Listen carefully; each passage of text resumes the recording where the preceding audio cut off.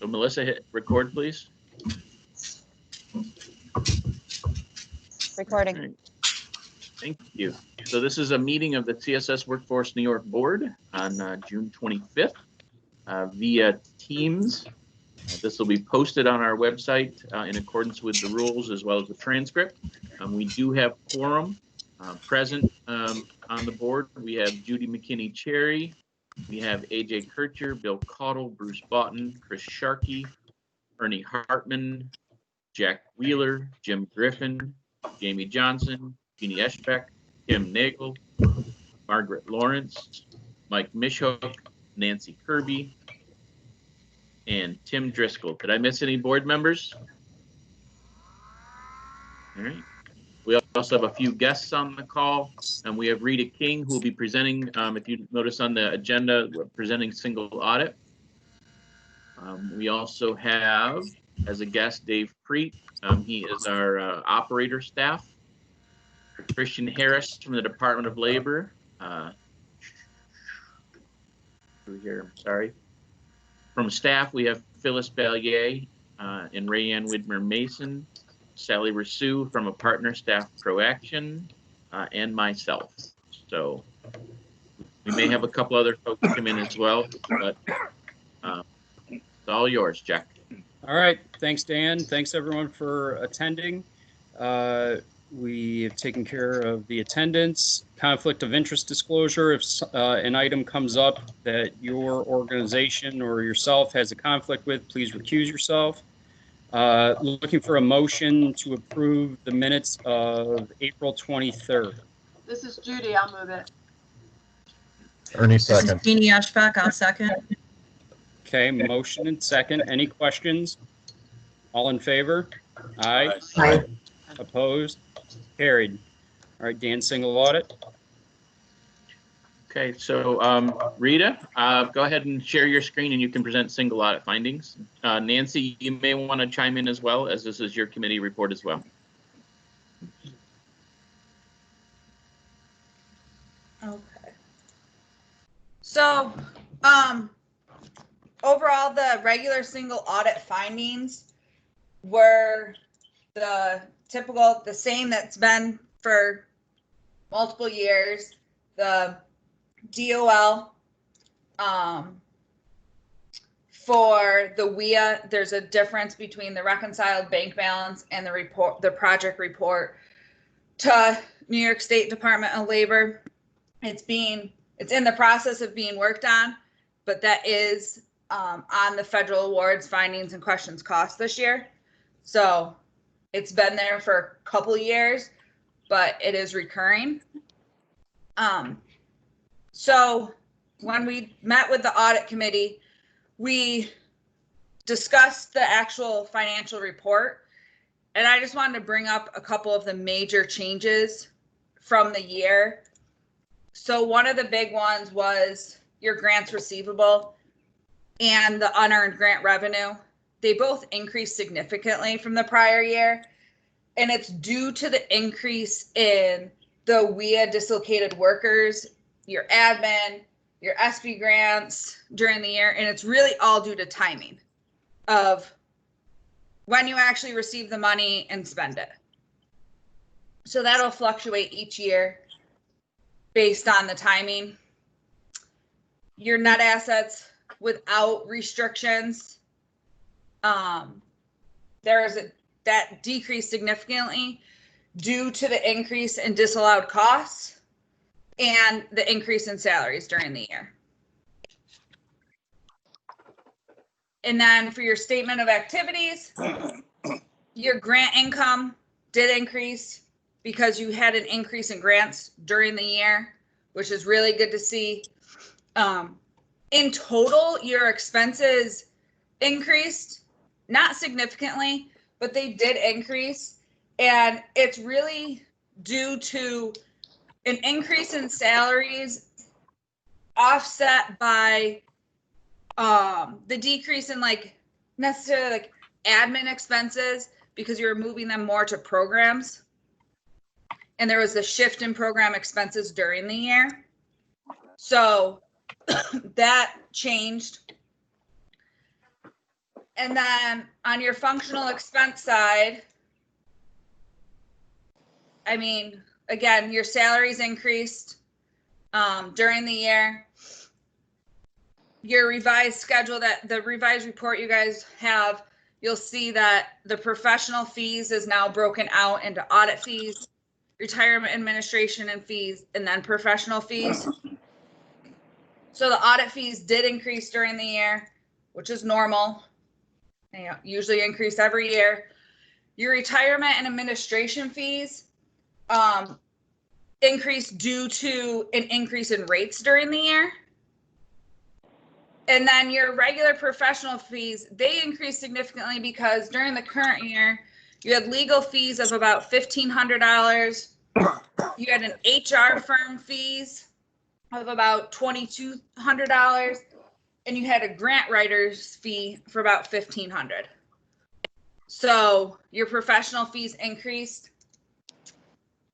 Your supplies increased, more than doubled. And that's largely due to not splitting the cost with REDAC anymore. As in the past, some of your supplies costs were split with REDAC when you shared the building with them. Your contracted training services increased. That's really all due to the shift in training from youth. Excuse me. Your staff travel increased, more than doubled due to an increase in travel for people to go to other sites and other one-stop centers during the year. So your youth training services subcontracted decreased, but if you look at your customized and on-the-job training, they increased, and it's all kind of somewhat offset because you brought your youth services in-house. So with bringing your youth services in-house, you were able to spend more on other areas. You guys, there was a loss of a one-stop center during the year. And then here's where your disallowed cost is that really affected your net assets. And like, it's just, there was an increase and a lot of it's due to timing. So that's all I have. But Leslie was going to talk about the letters. Leslie, if you'd like, do you need me to put the letters up on the screen, or do you have them on your screen that you want to share, Leslie? You can put them up if you have them there. Okay, so Rita, can you stop sharing, please? Yep. There you go. I'm probably going to bugger something up here, so I will beg forgiveness on the front end. There we go. Ooh. All right. So do you want to start with management comment letter, the That's financial fine. report, or the, yeah, all right. You can just leave it right there. It doesn't matter. And I Okay. apologize for being late. I had a note that I wasn't supposed to come on until 8:15. So sorry, I was kind of sitting here waiting. No, we went fast. Okay. So the management comment letter, all we really had is just an awareness about new accounting standards that are coming into play in the next couple of years. And I saw in your March minutes that you discussed some of these, so I won't go into detail because I know we're limited on time. But the first one there, revenue from contracts with customers, that will be in 2021, leases not until 2023. And then next year will be the one that talks about accounting guidance for contributions received and contributions made. So that we will be implementing next year. So that's the management comment letter. And then if you'll turn to the communication letter, Dan, and I assume that Rita, you went over like our opinion or not? No, I didn't. Okay. Well, first of all, let me start out by saying we gave you an unmodified opinion on the financial statements. And that means that we believe that they're fairly stated in all material respects in accordance with generally accepted accounting principles. So that's the highest level of assurance that you can get on your financial statement. So let me get that out of the way. Then to go back to the letters, the communication letter, this is a letter that's required by auditing standards. So it's the same one that you've been seeing every year. And the first section talks about accounting practices. And in here, we talk about the fact that there was a new standard implemented this year.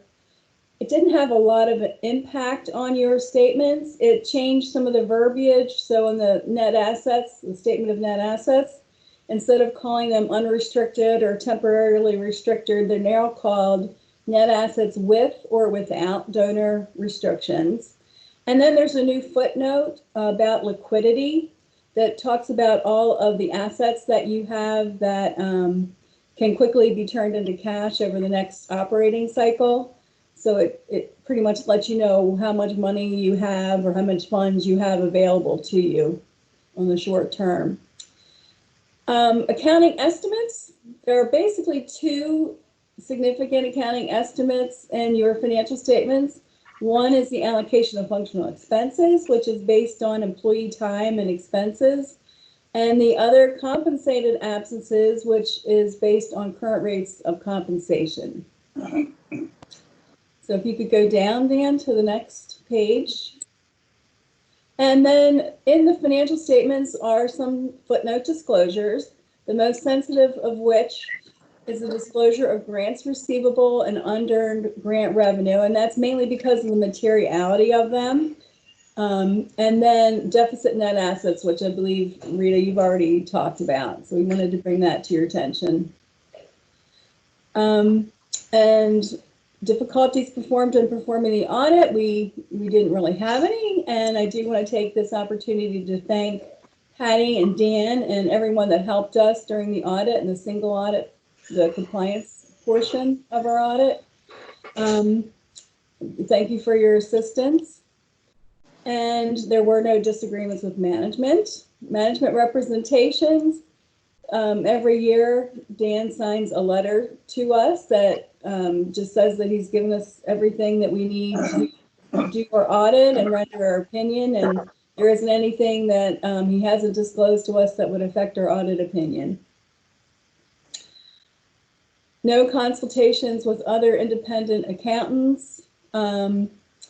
Other findings or issues, we didn't really have anything there.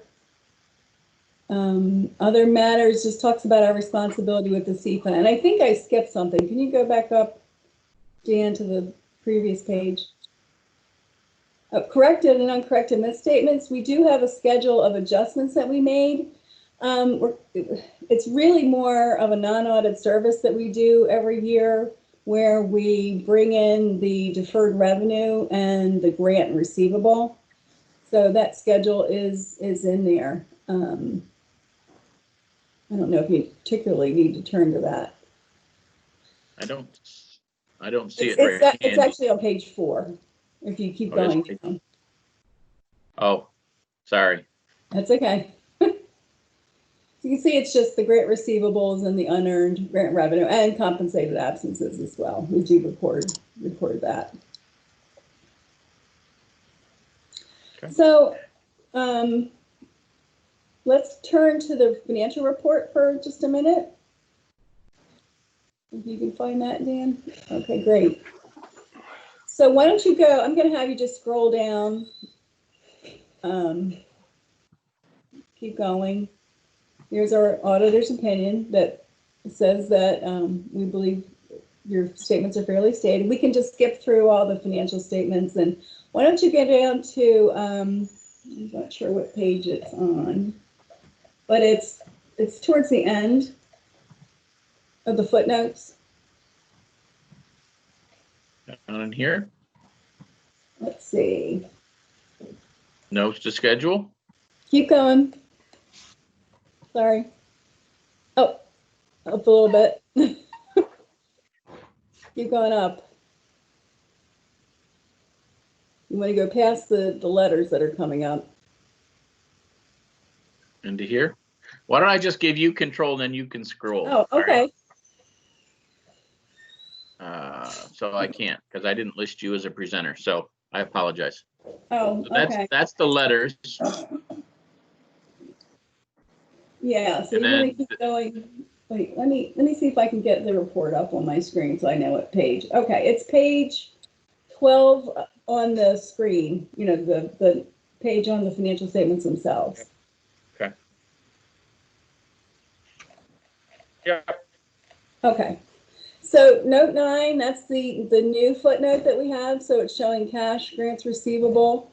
So you have $94,000 available to you.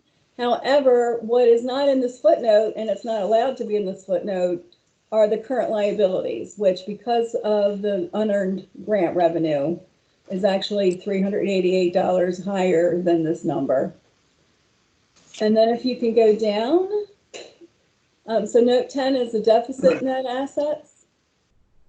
And here we're saying that you've received some support from local governments that'll help you in the coming, well, this year. And then we do have, it's a generic footnote that we're putting into all of our reports about the coronavirus outbreak. And pretty much what we're saying is we don't know what's going to happen. And talking to Dan and Patty, it could be that you benefit somewhat from all this pandemic. But anyway, just a generic, like I said, a generic footnote that says things are kind of up in the air across the country and the world, actually.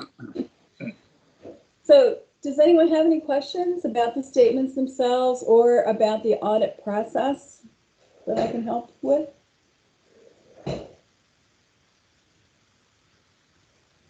Okay, well, I thank you very much for your time, and thank you very much for allowing us to present to you this morning and doing the audit for you. So I hope you have a good rest of the year, and please contact us if you have any questions. And again, thank you for all your help during the audit. Thanks so much. Will do. Thank you. All right, we'll see you. Thank you all very much, and thank you to staff for doing an excellent job getting a clean audit. Obviously, we expect that, and it looks great. So if there are no questions, Dan, do you need a motion to accept the audit? Yeah, I would think that Nancy would want to make a recommendation the board accept the single audit from the audit committee. Okay. One thing I didn't really talk about because there hadn't been any change was the single audit. We're still carrying that finding from last year as you're trying to resolve and working with the Department of Labor to get that issue resolved. So. Right. Yep. Okay, so on behalf of the audit committee, I recommend that the audit be approved as presented.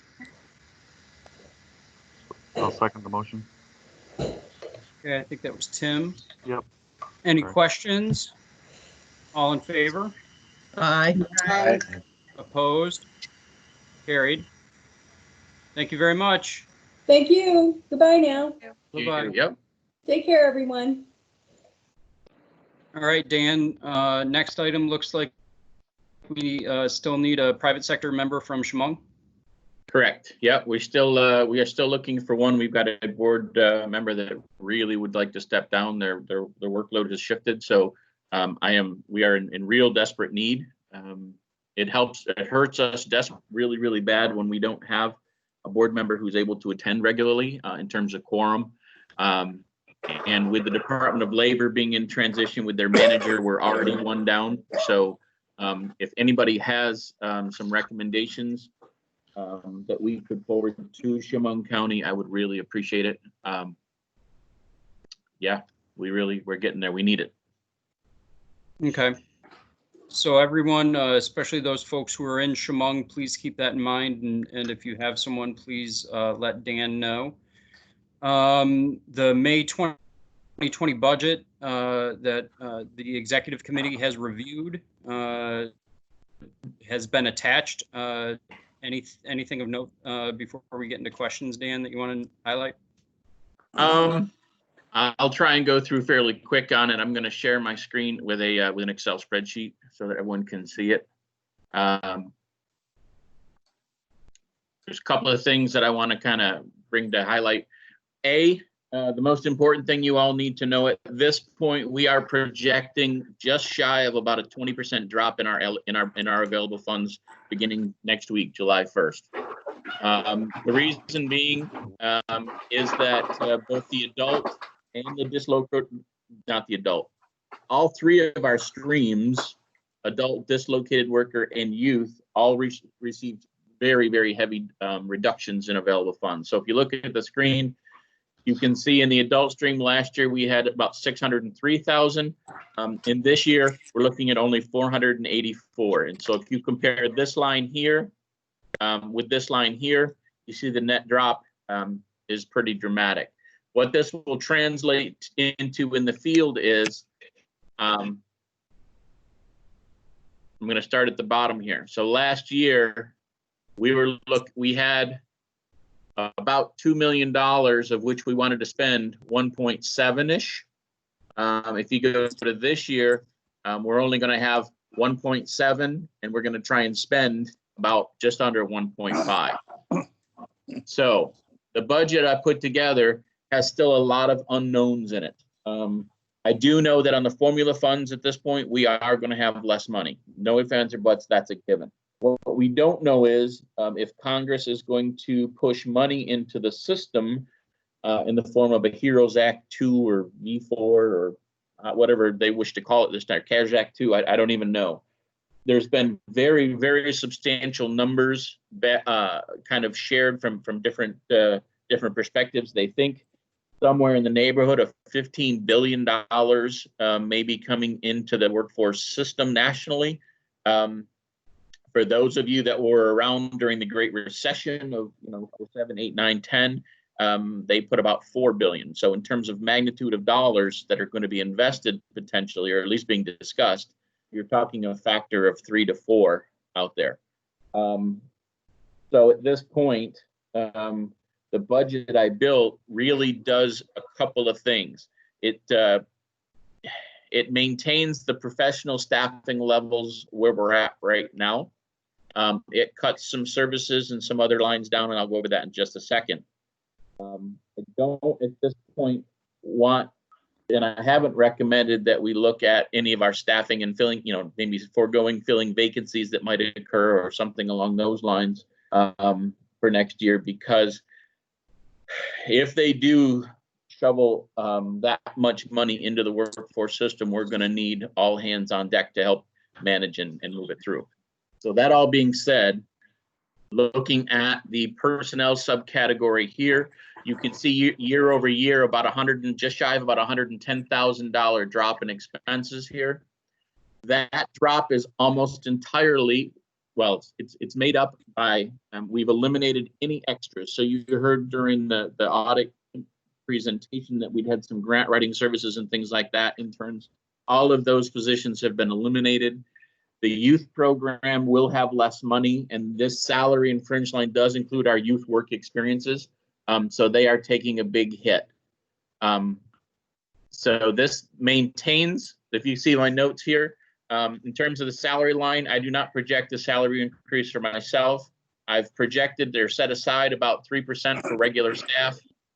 Youth work experiences this year have dropped at this point to the neighborhood of about $50,000. We've taken out any sector projects, grant writers, interns, any of those things.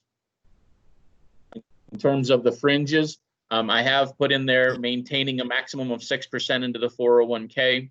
I've guesstimated or I've budgeted for a 15% increase in healthcare, and we've maintained the 80% employer contribution for healthcare as well as the other benefits at a level with this year.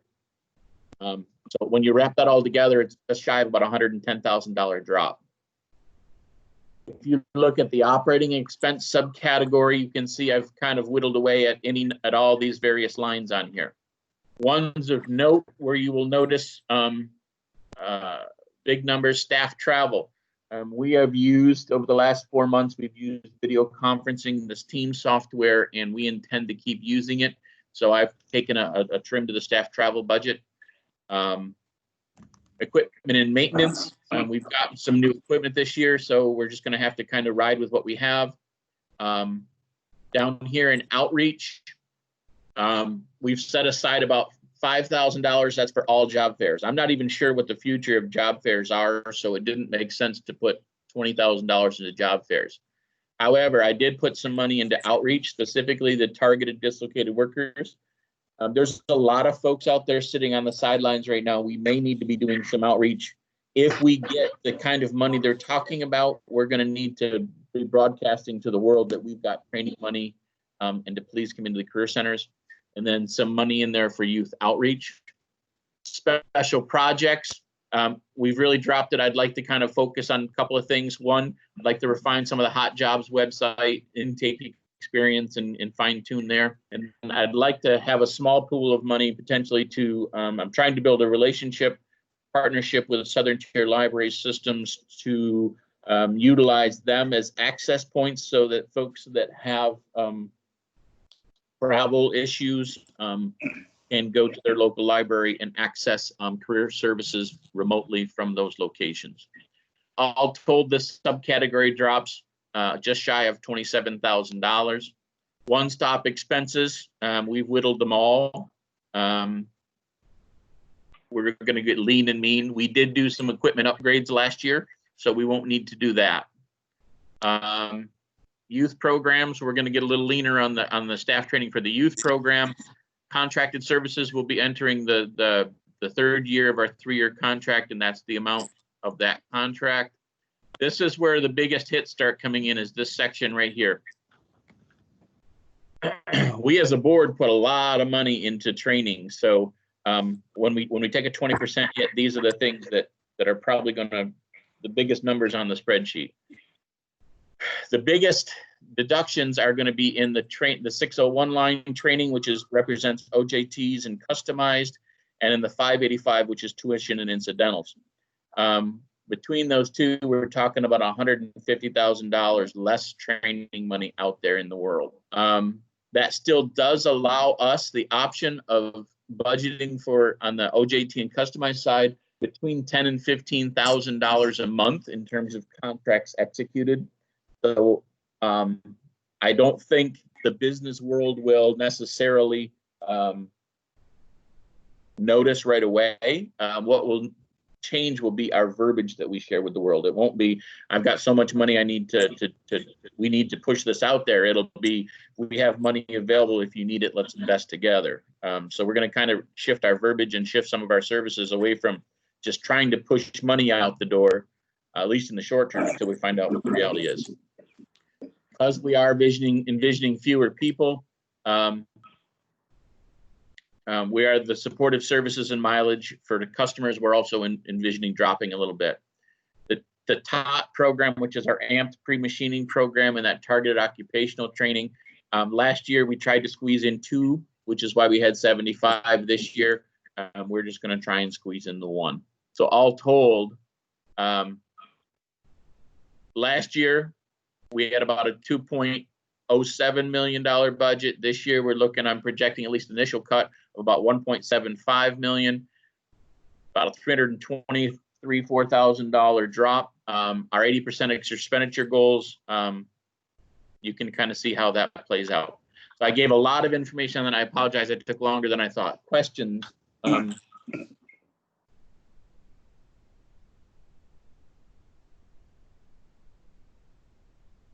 Not enough coffee? Am I on mute? No, I think it's a responsible and reasonable projection with so much uncertainty. I mean, most of our organizations are facing the same thing. So the budget's a living document. If the world changes, we can always adjust. But I think it's a good start.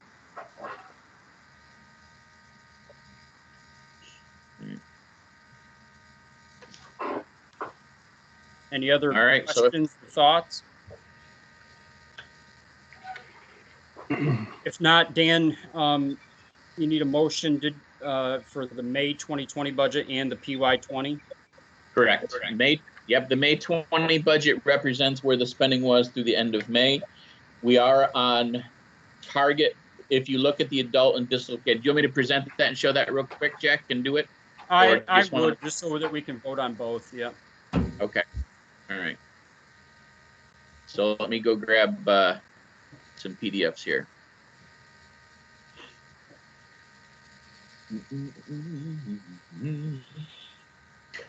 So this is our May budget. Font's a little small, I apologize. Bottom line, you see the salary fringe personnel line coming in a little bit light for the year. Operating expenditures also coming in a little bit light.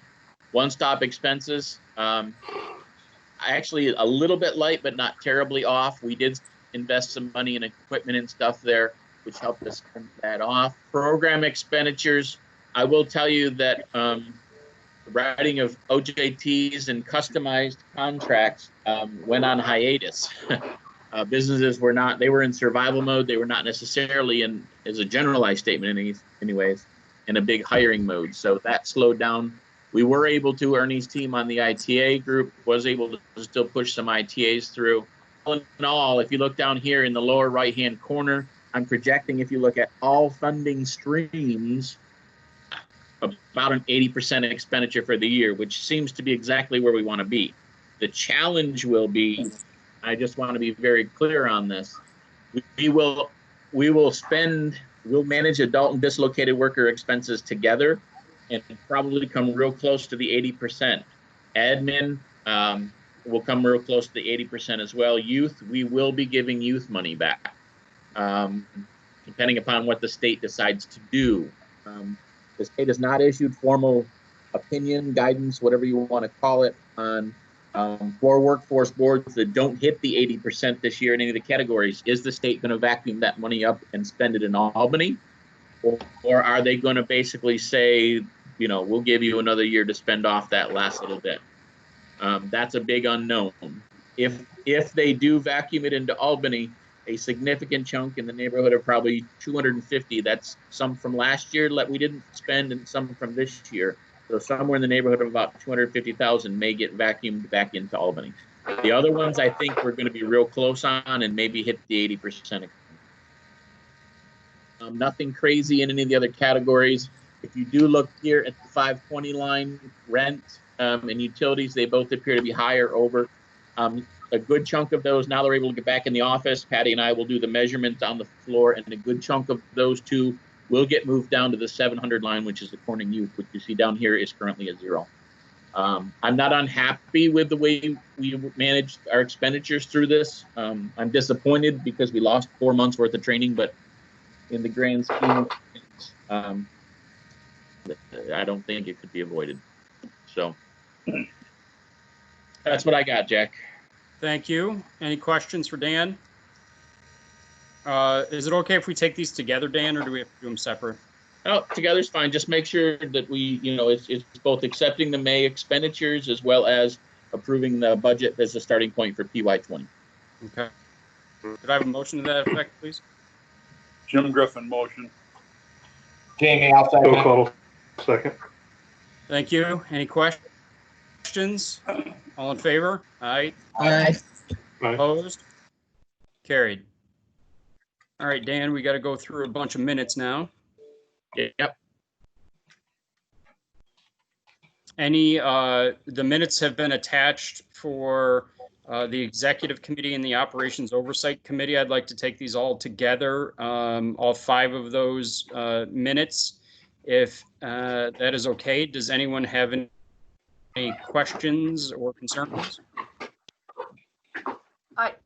Jack, Yep. I think it's important that the board at least acknowledge that the Operations and Oversight Committee consciously said we would hold harmless the fact that we weren't able to make our goals this year. I think that's important, and that we passed a motion to bring the goal for next year to 75% of this year's goal. Okay. That makes sense for next year. So I think it's important that, because I know a lot of folks probably don't read through minutes, and I think those are 2 pretty important pieces, as well that the local monitoring, because of COVID, we also, the operating committee also sort of gave a nod that said that was okay because of the inability of the staff to get into the office. Just want to make sure I get that on record. Great. I did Thanks. put the relative portion of the June 3rd operators on the screen so folks can reference what you were talking about, Judy. Oh, you did. Oh, thank you. Yeah, I think that I think it's important just to see the motion that was taken. I think I want to thank the staff, first of all, for being able to sort of manage through this. Dan, I'm excited to hear that, and it's in this report, but I'll just say this, that even with everything going on, you still have a new website coming up for the individuals with disabilities, scheduled for, I think, June 30th. And then the other piece I'll just mention is, even though the emerging workforce team goal was 15 training opportunities, and we only had 6 that were enrolled in training, those 6, and I don't think this is in the minutes. It's CNA, phlebotomy, HVAC, and there were 3 in construction equipment. And so again, hats off to the team, to Keith and to Dave, and to your whole team for keeping us going and phasing in the opening of the offices. So that's the other piece I think is pretty important. So thank you. Yep. Thank you, Judy. Okay. Any other questions or thoughts? If not, could I get a motion to accept all the minutes listed? I'll move them. Bill Connell motion. Great. Thank Second. you. Motion second. Any questions? All in favor? Aye. Aye. Opposed? Aye. Carried. Okay. Thank you. The other committees had no reports, no actions taken. So unless there's anything any of those members want to note, we'll move on. Dan, if there's anything specifically you would like to say about the single auditor, Nancy, I mean, we covered it. And then also I-86, is there anything to note on those items? I don't have anything on I-86. I know there's been some staff transition. We do have Chris and Jamie on. Do either of you want to just take a few seconds and bring us up to date on where that group's at?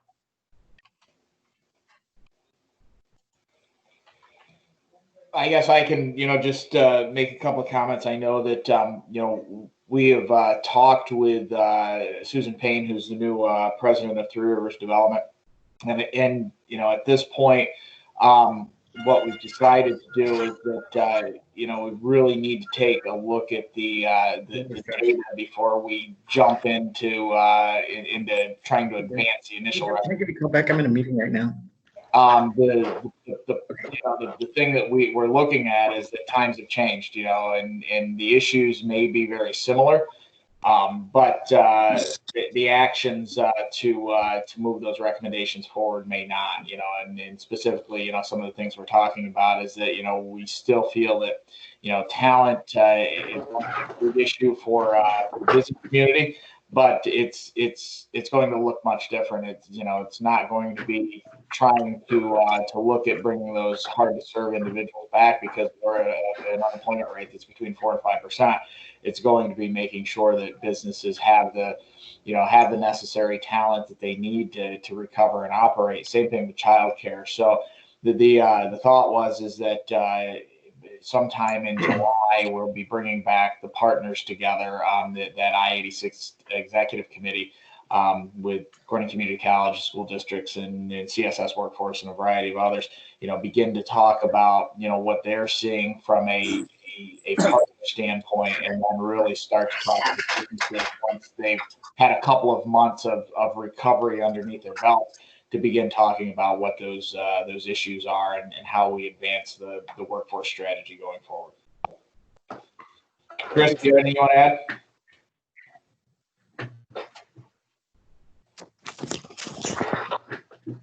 Sorry, I couldn't get myself unmuted. Yeah, I think you captured it well. What we're in the middle of in Three Rivers is re-looking at our strategy with 37 different companies as members. And, the issue of workforce is the #1 issue for them. It's just, as Jamie described, a very different flavor of workforce than it was 3 months ago.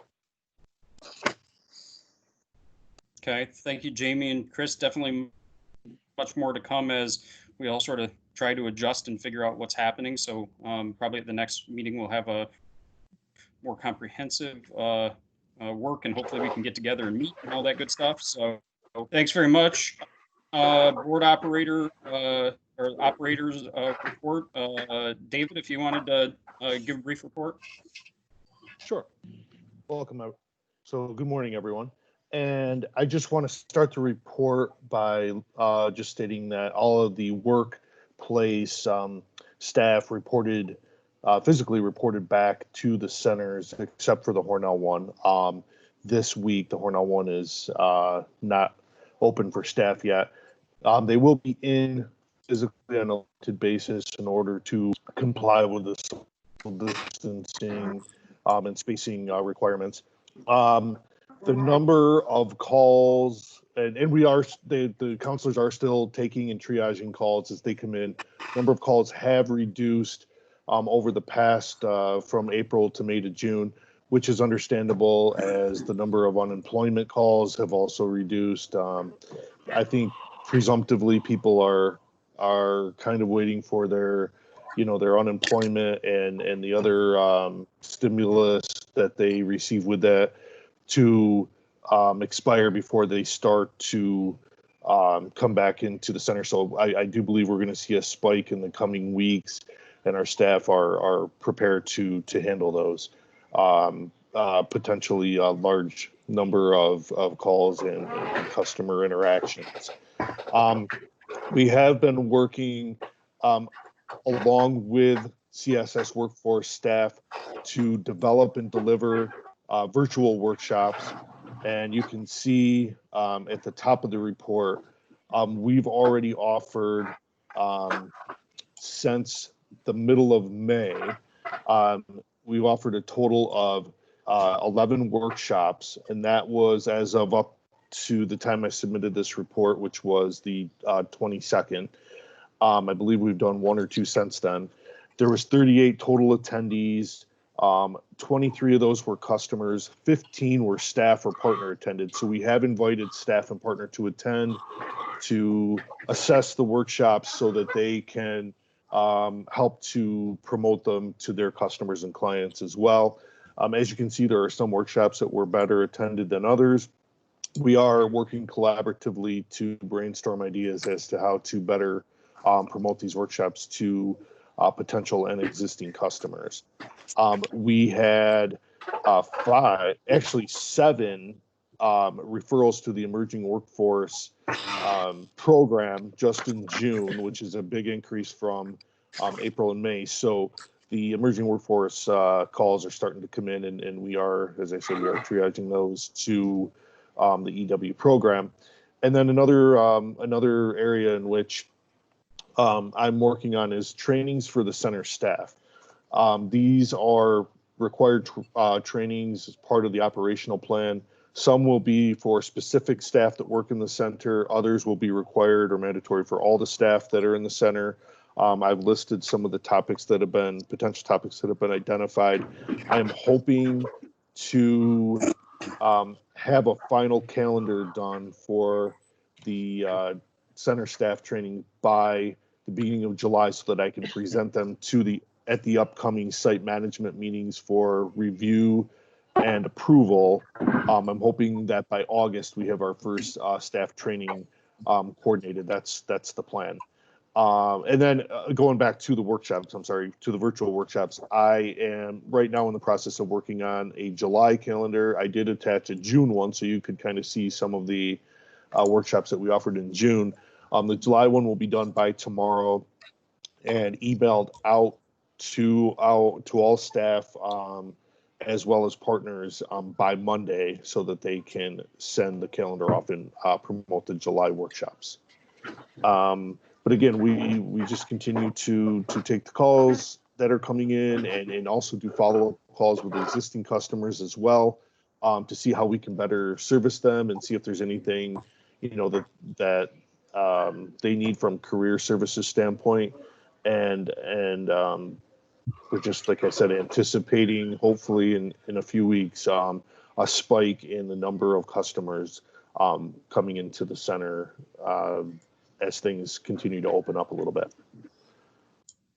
So is there any questions?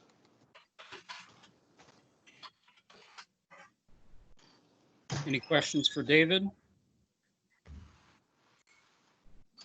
Hearing none, thanks very much. Much Thank you. appreciated, and we'll talk again soon, so thank you. Dan, few items for you, the dislocated worker adult funds transfer. Yep. Yeah. So couple of things we need to do here real quick. So as part of our managing and closing out our end of the year is the federal government allows within legislation and regulatory full transferability between adult and dislocated worker funding streams. What that means is that while we need to target and do outreach to dislocated workers and adults, the reality is at the end of the year, if we need to bring everything back into balance and alignment, we're able to transfer funds between those, which is why, if you remember when I was talking about expenditures, I told you that we kind of manage these two streams as one. However, it is that reconciliation time of the year. So we do need to have a board motion authorizing us to request a transfer this year. We will need to transfer some dislocated workers into the adult stream to make it whole as we close out the year. In talking to our Department of Labor photo representative, this was late yesterday. I was 4 o'clock or something before I even got the number. At this point, they are comfortable saying that we will probably need in the neighborhood of $100,000. What I would ask the board to consider is perhaps allowing us and having a motion that would allow us to transfer up to $125,000 of dislocated workers into the adult stream, should it be necessary to make it whole. The final number will be approved ultimately by Department of Labor as we close out the year. But they're saying they're comfortable with 100. I really would kindly request a little bit more wiggle room because there's just so many crazy things out there going on right now. So I would ask the board to authorize up to $125,000 of dislocated worker funds be transferred into the adult stream to make it whole in accordance with Department of Labor recommendations when we get final numbers. I'll make the motion. It's Judy. Jim Griffin, second. Okay, motion and second. Any questions? All in favor? Aye. Aye. Opposed? Carried. All right, Dan. All right. I just want to kind of report out where we are with the OJT Customize the Business Services. Normally, you should all recognize this. This is a summary of the OJTs we've written and by funding stream. So you can see TTA, Namaste, Ward, go on. The red ones means that they were canceled. We wrote the contract for that amount, but either the person didn't stay or of their own volition, or they just didn't work out. So those contracts were canceled. These yellow ones here were put on hold. These are trainings, and I will tell you what we've been in the last few days here doing contract amendments. There's a lot of companies that are refiring up these folks, refiring up the machine, and so they're bringing up to finish training a lot of these OJT folks. So they will not be losses. They will just extend the end date, and we will we'll pay them out into next year. You can see more of them here. This is the customized trainings. Again, the same process. If it's red, that means it was canceled. If it was yellow, it means it was put on hold. And we've already also amended some contracts to bring those back into line as well. I will let you read that at your will, or at your leisure, I should say, but I am very, very proud of the fact that this year we have had a huge number of businesses accessing our funds, and the training topics were, in all my years, I've never written such a variety of training contracts across the number of businesses. I'm very, very impressed. Our market penetration efforts and outreach efforts into the business community, you can see it directly displayed right here in terms of this customized training. So all in all, right now, you can see we're looking at having spent about $82,000 in OJTs and about 116 in customized for just under $200,000 of contracts in this field. It would be great if we could get a motion to the board to acknowledge these contract numbers. Just it's more of an acknowledgement than an approval of the contracts. I've already executed the contract. Okay, can I get a motion to that effect? I'll make the motion. I'll second. I'm sorry, I didn't get the first one. Margaret? Thank you. Great. Okay, motion and second. Any questions? All in favor? Aye. Aye. Opposed? Carried. Okay, thank you. All right. So the last thing I'll do, and then we'll be out of here on time. I want to talk about system digital redesign, center reopening, just to give everyone an update as we close out here of where we're at. So at this point, I just want the full board to know we are able to deliver all WIOA services digitally, virtually, however you want to, remotely, however you want to kind of phrase it in your mind. The youth team, the career centers, we're able to do workshops. We're able to do one-on-one counseling. We can write ITAs, approve ITAs. We can initiate OJTs and customize grants with the new electronic digital signatures. For those of you in the business world that have used that in the past, I will tell you that we are getting rave reviews from the businesses on the electronic signature document. It is leaps ahead of where it was.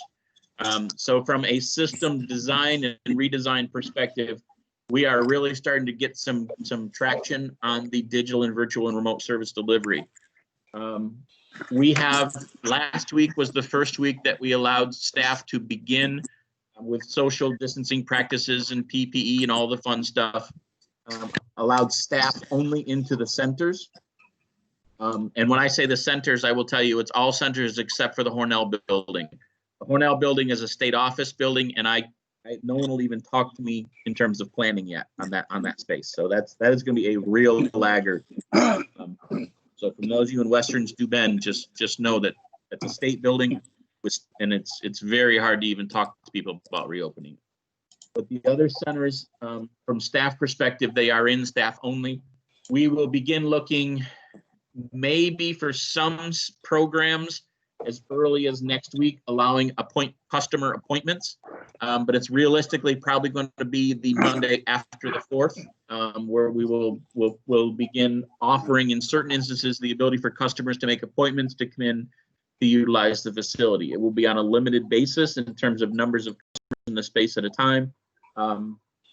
But that's our current trajectory on the center reopening and digital redesign and whatnot.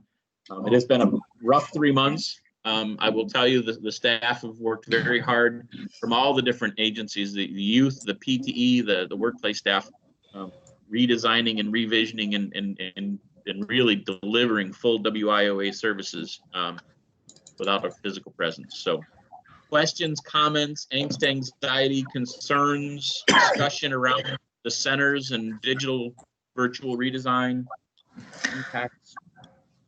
Dan, this is Jeannie Ashbach. I would just like to thank you for your support and your vision around reopening in Elmira. You've been a really valuable partner, and I just really want to appreciate that.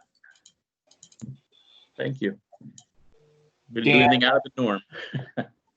Dan, this is Jamie. And it's not specific to your reopening plan, but I think it's a question that's on a lot of people's minds. I know I talked to Jack about it a little bit yesterday, and we're starting to hear rumblings with yesterday's announcement by the governor that individuals traveling to certain states are going to be quarantined. Are you getting any direction from your contacts about how to handle employees that may look to want to have to take have a vacation planned, are looking to go away to one of these states and then come back, and how as employers we're supposed to handle that? Because I think it impacts all of us, and I know businesses are talking about it, and I know I talked to Jack about it yesterday, and that was a concern that even the county has, and I didn't know if you were hearing anything from your connections with DOL about how to handle that. So the only information I will tell you I received is shortly after that announcement, They canceled the statewide workforce board directors meeting with Albany Department of Labor. So the only thing I got was really, we don't want to talk to you right now. So what else is new? We've been in a situation where it's been very hard on the workforce system to get any real information out of Albany. Our normal chain of command is the Department of Labor. And the Department of Labor is so, I mean, it's, pick up a newspaper, you know the struggles that unemployment insurance program has been going through. They've basically taken every Department of Labor staff person around the state and reassigned them. We're starting to see some of them trickle back into their regular jobs, but I'm getting little to no real meaningful guidance on stuff. And sometimes, Jamie, quite honestly, I'm getting my best information from your communication channels. So sorry to say no, I don't have anything to help you with at the time. Okay. If you hear anything, if you can please disseminate that, I think, you know, we would all appreciate it. And I know the business community is asking for it. And, you know, I'm not sure how, as employers, each of us on the phone is going to handle something like that, because, you know, I know I've got, you know, staff that are planning vacations, and, you know, I'm just wondering how we all handle situations like that. So Jamie, I'll also say that I had a conversation late yesterday afternoon.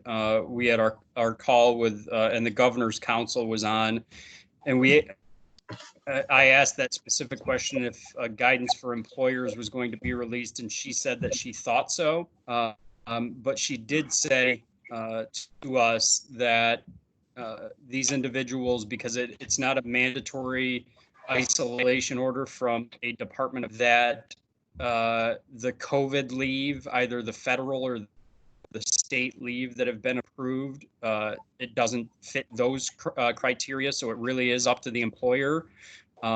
Those of us with unions, I think, will have a much harder time. And that's going to be what we're working on at the county today, trying to figure out how to deal with that from a collective bargaining standpoint. But those without unions, I think you can, you know, and I'll certainly, you know, if I see guidance as well, I'll certainly get it out. But yeah, it's complicated. There's no doubt. All right, and thanks. And I know, Jack, after you and I spoke yesterday afternoon, I got a couple of inquiries about it. I hadn't even thought about it until you brought it up, and then all of a sudden people started asking questions. Yeah. Okay. Well, thank you. Anything else, Dan? That's it. I just want to thank everybody for hanging in there with these technologically based meetings. I know they're not optimal, but I want to thank everyone for attending and keeping the gears working from a board and a policy perspective. It's been very good. I will tell you, other workforce boards have been struggling a little bit with the transition, but you guys as a team have done an excellent job, and I want to thank you all as board members for doing that. You've allowed us to keep moving. Well, thank you for all you've done as well, and you and your staff. Challenging times all around, but everyone's doing a great job adjusting. So if there's no other business, I'd entertain a motion to adjourn, please. So moved. Jamie, second. Okay, motion second. All in favor? Aye. Aye. Aye. Opposed? Carried. Thanks, everyone. Take care. Bye-bye. Yeah, thank you. Bye now.